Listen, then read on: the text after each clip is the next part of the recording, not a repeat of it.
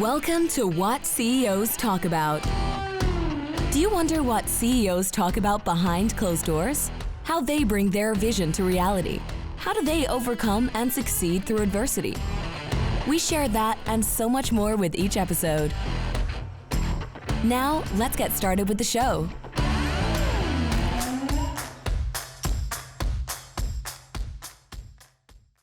Hello everybody, my name is Martin Hunter. I am the host of What CEOs Talk About. Today is going to be a firecracker of an episode. Chef Damien, we were having a conversation and we rescheduled it, and we were having some pretty hefty technical difficulties. So we're starting off. Tell us your journey, like from when did you decide that you wanted to be a chef? How was your upbringing? Kind of let's tell Damien's story until you become a corporate chef, or whenever you want to feel like. Yes. So my grandfather was an ambassador to the Shah of Iran. So he took my father with him to every country he was stationed in. Oh. So Baghdad. My father spent a year or two in Baghdad. He was in Madrid, Rome, Paris. So my father learned several languages along the way from my grandfather. And then, so that's where the multicultural background comes into play. And then he came to the U.S. and like I said, he married a Michigan farm girl. You know, my mom is as white bread as they come. She's an amazing lady. And she really didn't have much exposure to any of that. And my father kind of opened up her world and she really took to it very well. And, she learned to cook really well also.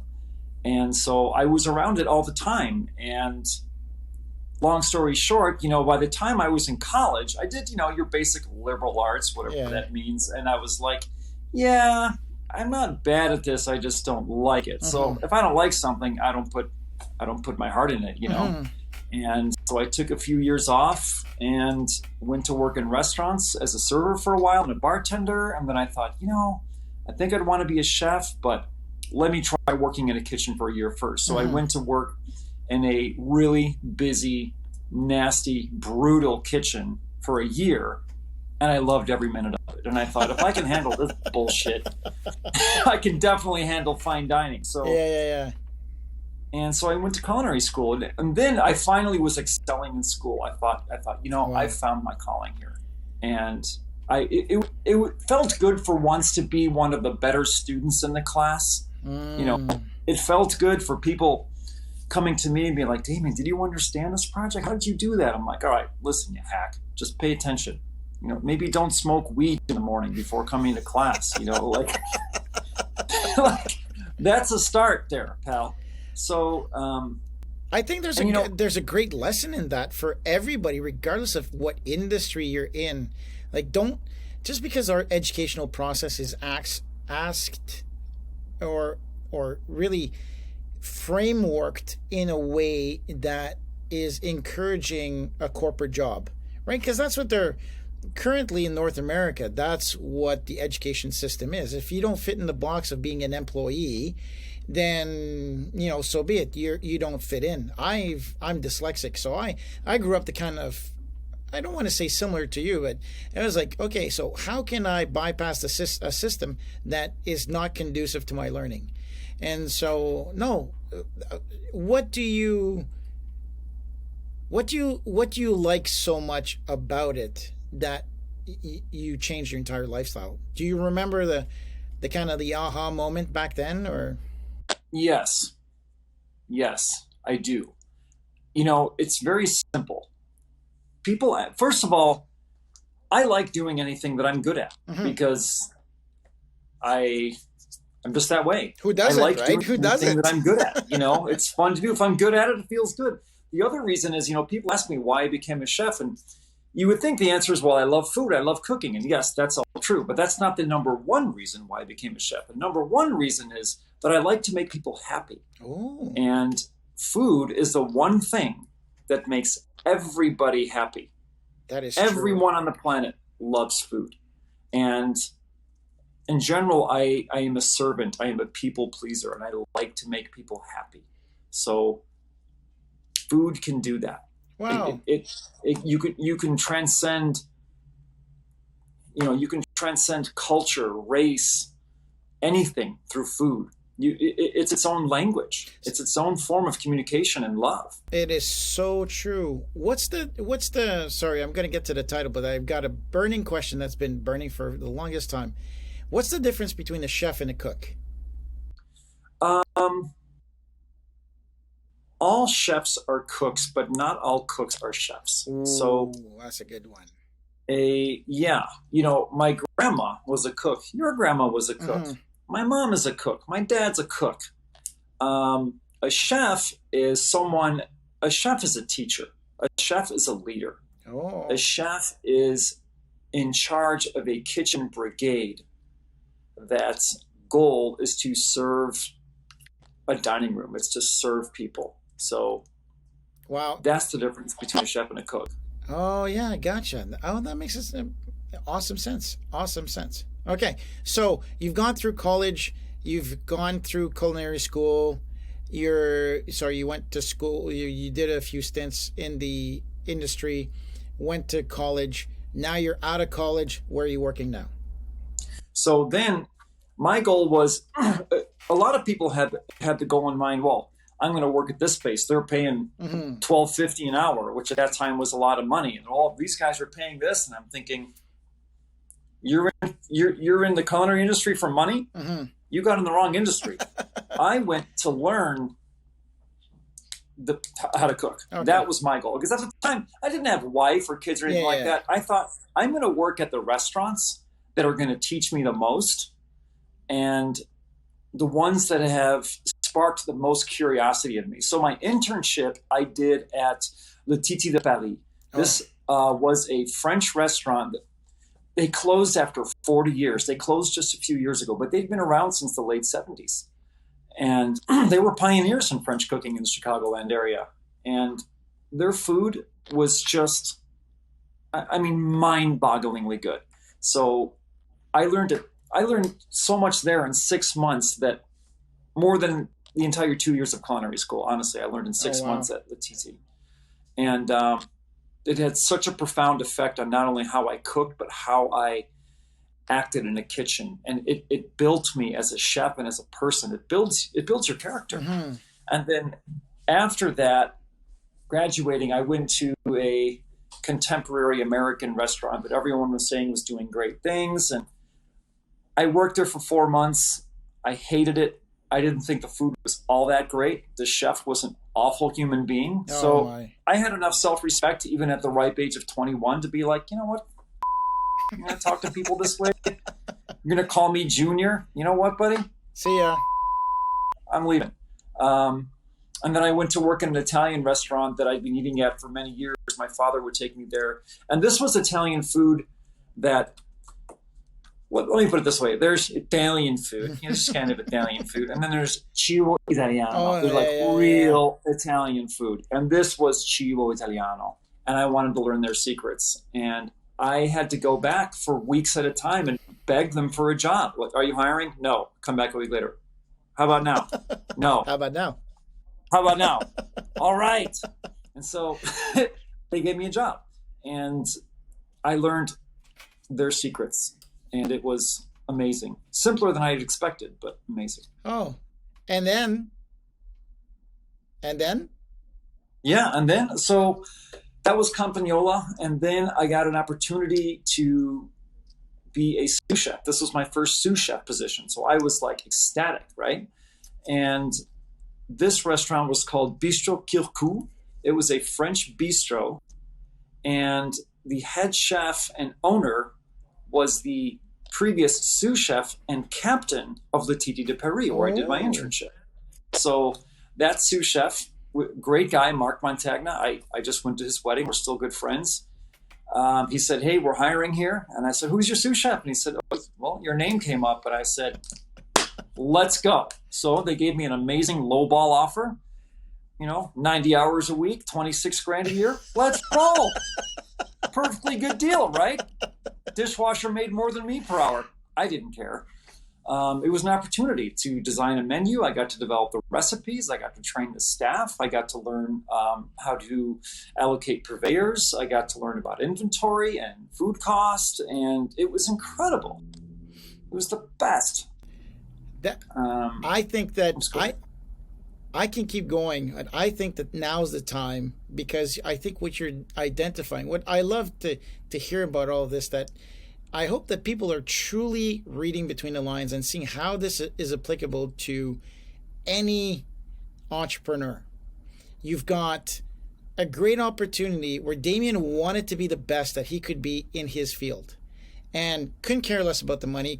For him is, how do I become the best at what I do?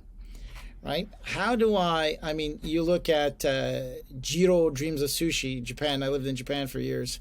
And, you need to cook the rice for 5 years before you can even touch the fish, right? So it's just... That's true. I know. So I loved how you were actively seeking. You weren't waiting. You wanted to create your path. So I think there's so much that is transparent and translucent and can be applicable to anything that you want to choose to do. You want to be the best at making tires. Just find ways to learn what you want to do and how you want to do it, and apply every effort that you've got.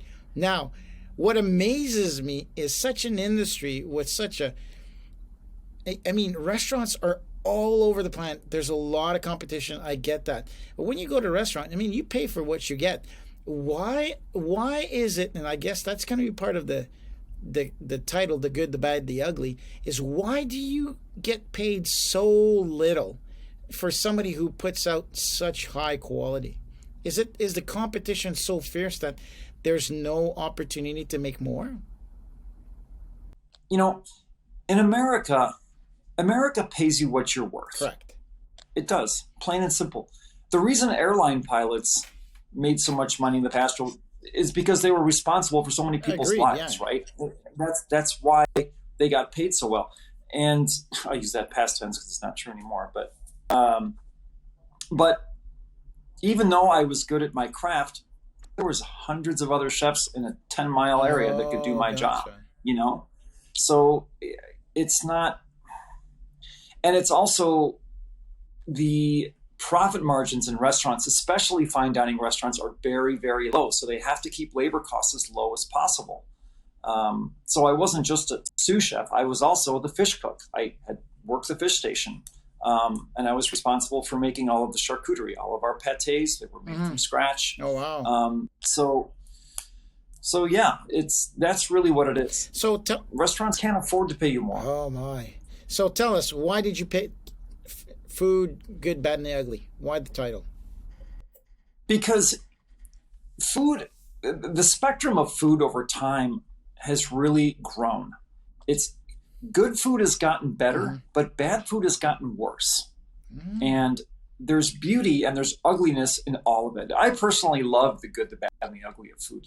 You've got like disgusting, horrible for you fast food out there, and there's the ugly part of that is how some of that food is sourced, supply chain issues that go along with it, how the atmosphere of those kitchens, the way employees are treated, a lot of it really is ugly. Fast food employees are treated like dirt these days, and it's sad. You see people yelling and cursing at fast food employees. These are young kids just trying to work, There's so much ugliness. But there's beauty in it too. Take McDonald's, for example. All of those things are applicable with McDonald's, but at the same time, there's a beauty of it too, where, you take your 5-year-old son to get a Big Mac because you remember getting a Big Mac when you were a kid, or a Happy Meal. And there's beauty in that. There's a sense of nostalgia in it. So something that has ugliness in it, you can find beauty in it. I'm a man of faith. I believe in God, and I think God looks at us with loving eyes, and he can see the ugliest things, but he can see beauty in them. I agree. And if we look at the world with God's eyes, we can do that. I was at a client meeting, and a bit of a remote place. The first restaurant that was close was McDonald's. So he says, hey, do you want to go grab a coffee? Let's take a break. Let's go grab a coffee. So instead of going through the drive-through because there's a gajillion people, I said, hey, let's just go inside. So we went inside and then we waited. And then we waited. And then we waited. And then we waited some more. And the guy I was with, he's like, hey. I was like, hey. Do you see this guy there behind? He's freaking out. He's got tickets of coffee. They're coming out of this machine, and he's overwhelmed. So screaming at him is not going to add any value to this person's life and is not going to give you your coffee any faster. So I just knocked and I said, when you're kind of slowing down, would you mind turning around and taking care of our order? That'd be really good. And he's, oh, I'm so sorry. I was so focused. And I was like, it's okay. And then we got our coffee and we stepped away, and he walked away and he says, yeah. I thought, dude, that's human dignity. Treat people with dignity and respect. Treat them the way that you want to be treated. For those Veterans Days is tomorrow, and it's Remembrance Day in Canada. And I've people who've listened know that I've spent 10 years in the military, and there's one thing that when you put things in perspective, when I was in Bosnia, we had to bury some children, and so it was not fun. It was not fun, right? So I'm sure that Iran, in the time that your grandfather and your father was there in the 80s, was just not a nice place to be, and I'm sure that there's a lot of illnesses. And they got out just before that, thank God. But I mean, I'm sure they had family and cousins, and so loss was there. So you put things in perspective, right? About treating with people in dignity and respect, I think, is just when you've seen bigger, badder, and I believe that the experience of having traveled and experienced different foods and lives makes you that kind person. And the beauty that you're saying is just, there's so much to unravel in your comment. So what do you find? So tell me, why did you go from there, being uber creative, to now a corporate chef? What's the big trigger? And I'm pretty sure I know the answer to that, but I want to hear it from you. Yeah, I bet you do. So that's a great question. So I went from it was kind of a gradual move. I went from the fine dining, from the bistro, to a high-end seafood place for more money. And then at this time, when I was working at the bistro, I got married to a lovely lady who was a single mom. So I immediately had 2 stepchildren when I got married. And they were 5 and 7 when we got married, and they're 21 and 23 now. And, I thought to myself, I was talking to my wife at the time, and I said, honey, if God wants me to spend more time with my new family that he's given me, he's got to make a way out of this industry or these hours somehow. And we were praying about it. And literally, as we were praying, 2 hours after we prayed, I got a phone call from the Pampered Chef, which they're a great company, mid-sized company. And they said, hey, we're looking for a senior recipe specialist. So I got the job, and it was a no-brainer. All of a sudden, I'm working at a 40, 45-hour work week, a big raise, benefits. It was a huge victory. And it's interesting because I knew that my restaurant days were over. And it's a young person's game, right? It is you look at the big chefs, right? You look at Anthony Bourdain, you look at Gordon Ramsay. Those are, Jamie Oliver. Those are young people's, like, the energy and the hours that you have to work, and the passion and the focus that you have to have. That's like playing rugby. I'm sure that you finish your day, and after reading Anthony Bourdain's book, you think of the bad and the ugly, I would say, of the food industry. Like, yes, and he brings that to light. He really did. I read that. I read Kitchen Confidential many years ago, and it is dead on accurate. It is accurate, 100%. What he described. The consumption, the pressure, the drugs. Mm-hmm. I'm sure you lived that first. All of it. firsthand. Yeah. Yes, I did. Luckily, drugs had never been my thing, so I didn't fall into that. But, and honestly, not that I don't like drugs. I enjoy doing drugs like anyone else, but I knew that I wouldn't perform if I was, smoking weed all the time and things like that. But the reason chefs do that and, go through all of that is one simple reason. They love it. They love it. Yes, it's end of a 15-hour day. Yes, you're exhausted, but you feel good. And you think to yourself, how the hell am I going to do this again tomorrow? But you get up and you go, oh, I'm going to go to work today. And yeah, you don't look forward to it every day, but it's going to be fun. You're going to mess with the guys in the kitchen and talk shit all day and just have a good time. It's fun. Even if you're an executive chef, you talk shit with the rest of them. It's for those who are listening consistently, so I hope that you're listening to how many similarities there are between a chef and an entrepreneur. Like, you're a CEO of an organization, dollars to donuts, that you are ecstatic about going to work. Tell me that you're not thriving when you're problem solving and people come to you to solve the big problems 14, 15, 16 hours a day. Tell me that that's not a rush. And that when you hear the term serial entrepreneur, it's the emotional highs that people are addicted to. Yeah. Yes, exactly. You nailed it, Martin. And I mean, growing a company from, one of the things that I've done is I took $3,000 out of my bank account and grew a company to about $750,000 in 6 months. That's a high.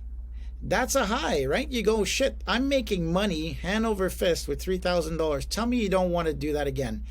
And it's like casino. It's like, oh, wow, I bet, and here I am doing it again. And there's a lot of positives and like you said, the good, the bad, the ugly.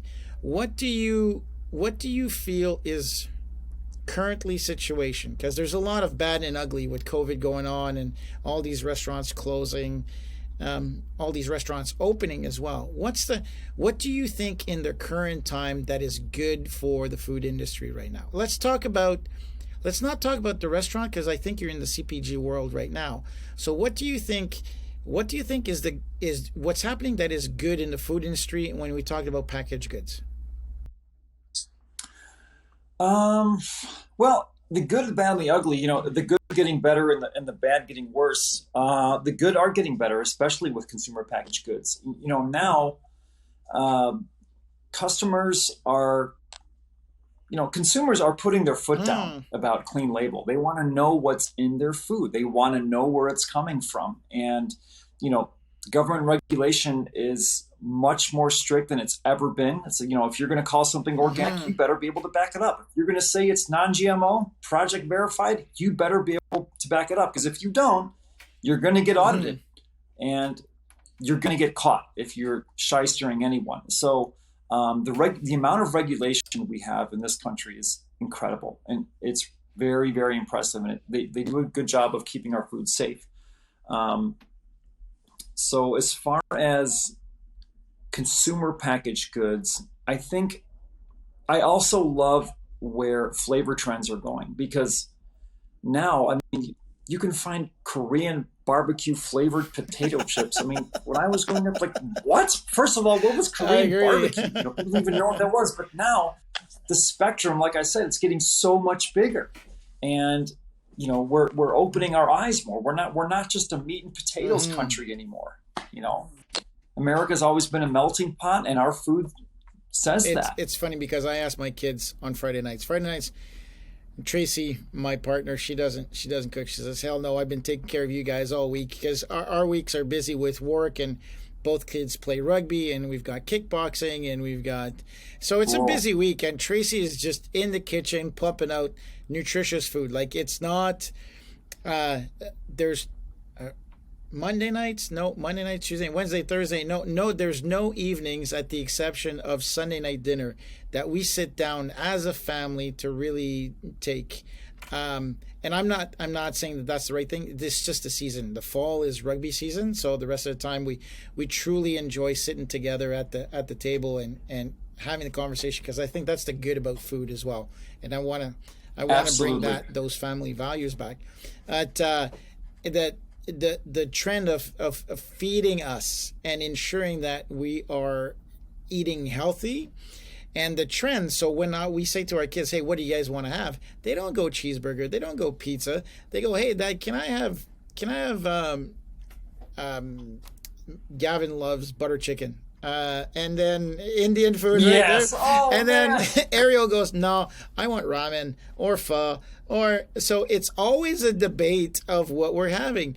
And then there's like, okay, so, and the pizza, I mean, the evolution of pizza in North America has gone from, I don't want to take away anything from Domino's, because I was a Domino's delivery boy when I grew up. Oh, yeah. I loved Domino's back in the day. It was amazing. I worked for Domino's for 60 days during the summer holiday, right? So I finished school, started working for them, had my Jeep, and I intentionally worked 60 days straight. And I mean, it was kind of illegal back then, but I was like, hey, you know what? I'm going to work every single day because I needed the money to get back and buy some extra parts for my Jeep. I worked 60 days straight, and out of the 60 days that I worked through July and August, I ate pizza every day.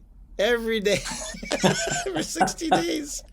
Every time a pizza would come back, couldn't care less if there was artichokes, black olives, if it was vegetarian. I was a 16-year-old boy playing rugby 6 days a week. I was like, I'm going to shovel 1, 2, 3 pizzas a day in my gob. So I think you're absolutely right. I think it expands. It also brings cultural awareness. I think it brings inclusivity. Yes. About sharing different foods, right? I know that it's fun to share with the festivals, because foods is often very associated with festivals. And so here I live in Vancouver, British Columbia. We have a huge Pacific Asian influence. So there's a night market. So my kids love to go to the night market because they can have, my wife is vegan, and she freaks out because there's like, I can order tentacle calamari where I just get the tentacles, and she's like, oh my God, you're such a freak. Yes. And then so anyways, I think that's the good part. And as you said, there's so many variables now, and you can go to the freezer section of any grocer and find at least 5 or 6 different national kind of influential dishes in the freezer section, which is really cool. Yeah. And even the most remote places. I mean, even in Wisconsin. Let's go with the good.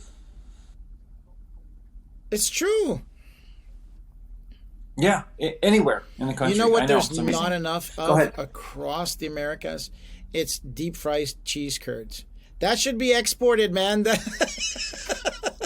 Oh, in Wisconsin. For those who don't know what Wisconsin deep fried cheese curds, you got to go there and you got to have some. It's not necessarily healthy, amazing. But it'll get there. Nope. Not at all. The land where I found out, I think Wisconsin is where I first had deep fried butter as well. I was like, oh my God, deep fried butter? Are you crazy? Oh my gosh. No thanks. All right. So what's the good of what's the good of the food industry restaurant wise during COVID? I mean, I can just imagine the debt and destruction that's been caused in the restaurant industry. Let's talk about the good. Yes. What do you think is going forward is the good thing about restaurants? Do you think people will get back to understanding the value of sitting down and enjoying a meal face to face? Do you think they will get back? Yes, they will. Because human nature tells us that we need human interaction. Right? We do. We need to be around other people. That makes us happy. And if we do get there, what do you think the benefit of it will be long term? Well, hopefully people will start to place value on things that they had previously taken for granted. And that's not just necessarily food or dining, but we took for granted that we could go out and eat anywhere anytime we wanted. And now that was a luxury taken away from us. Hopefully we'll add value to that, and just having interaction with fellow man. Half the time the food doesn't even matter. I mean, people still eat at Olive Garden, right? And it's disgusting, but I'll still go to Olive Garden if someone invites me, just for the company. Like you said, breaking bread with your family and with people, that's what's the most important.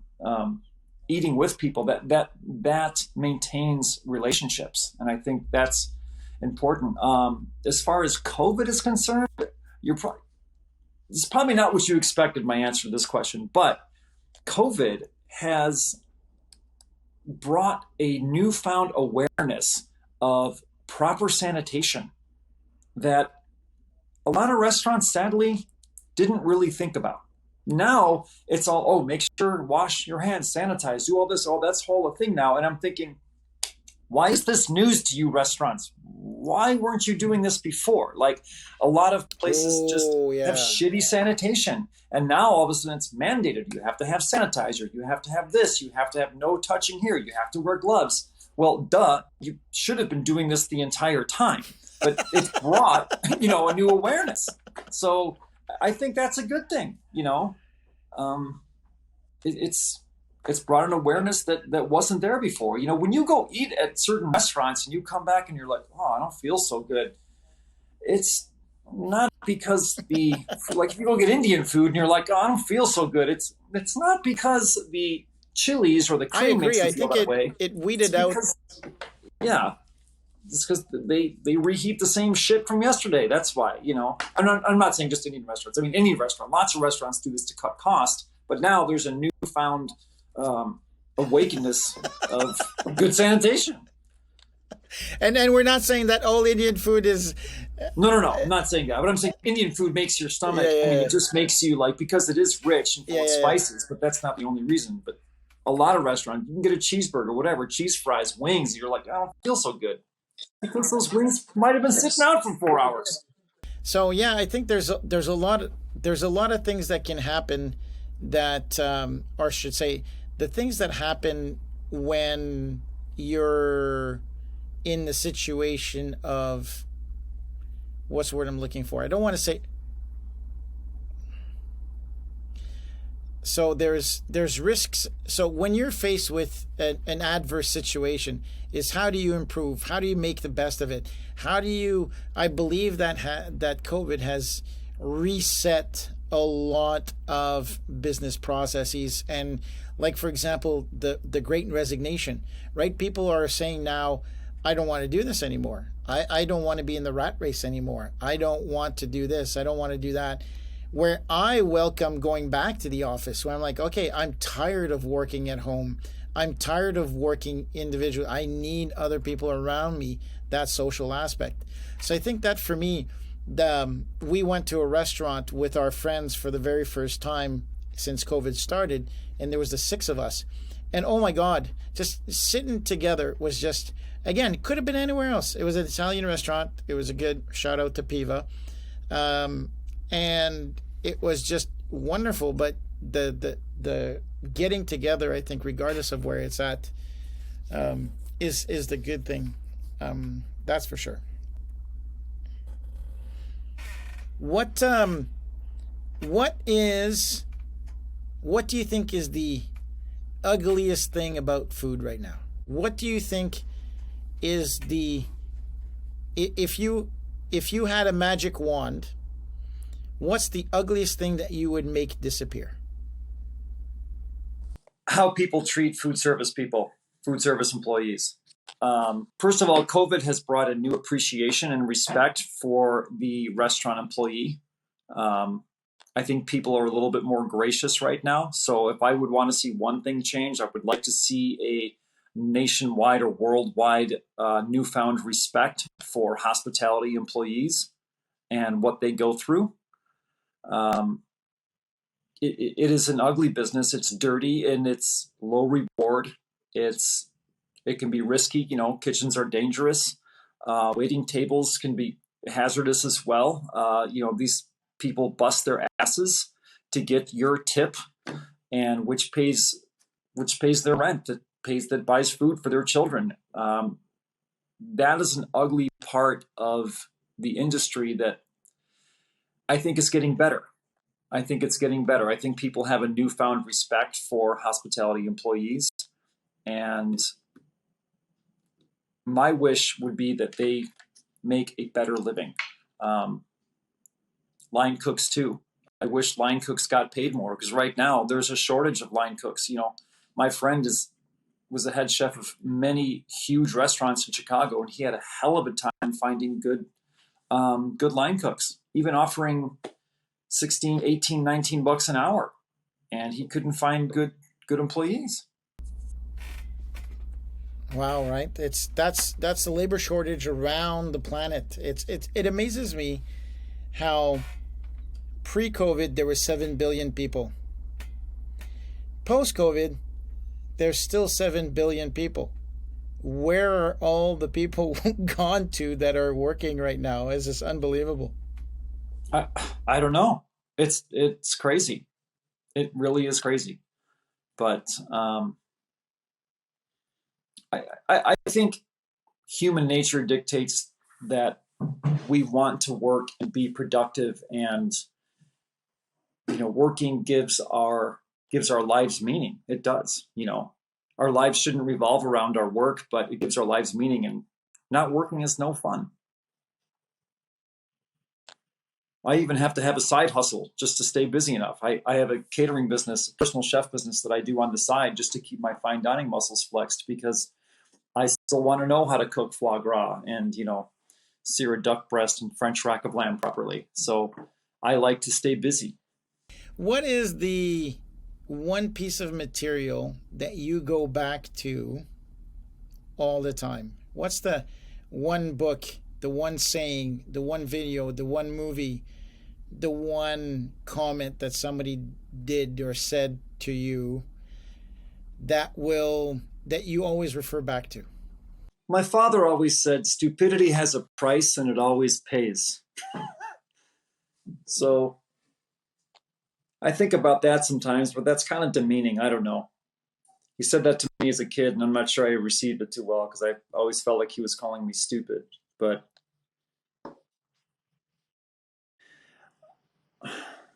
I don't know.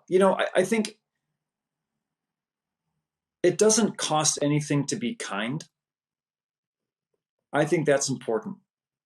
It costs you nothing to be kind. And I think if more people understood that, it would be a much happier world. I know that's kind of like, well, duh, no kidding, but it seems so obvious, but it's lost on so many people. Just be kind, be nice. There's so much hate on social media and everywhere. Just be nice to people.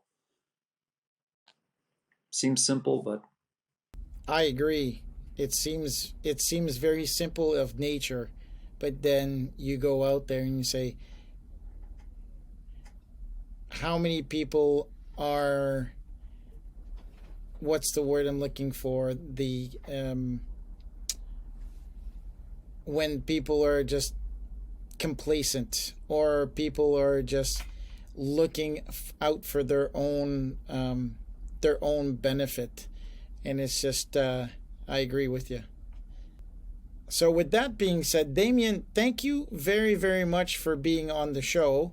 Thank you so much for having me. This was a blast. With that said, thank you very much, everybody, for listening. Thank you for listening through some of the audio and visual issues that we've had. It's been a complicated episode. I think we're definitely going to have to do part 2 with some booze and some food. So, Damien, with that being said, thank you very much for being on the show. It was amazing to have you. And like I said, next time it was going to be with food and wine and beer, because I owe you big time. That was a blast. Thank you so much, Martin. I look forward to part 2. With that said, thank you very much, everybody. My name is Martin Hunter. I'm the host of What CEOs Talk About. We'll talk to you soon. Thanks for tuning in to What CEOs Talk About. Make sure to click subscribe to get notified about future episodes, or check us out at www.whatceostalkabout.com.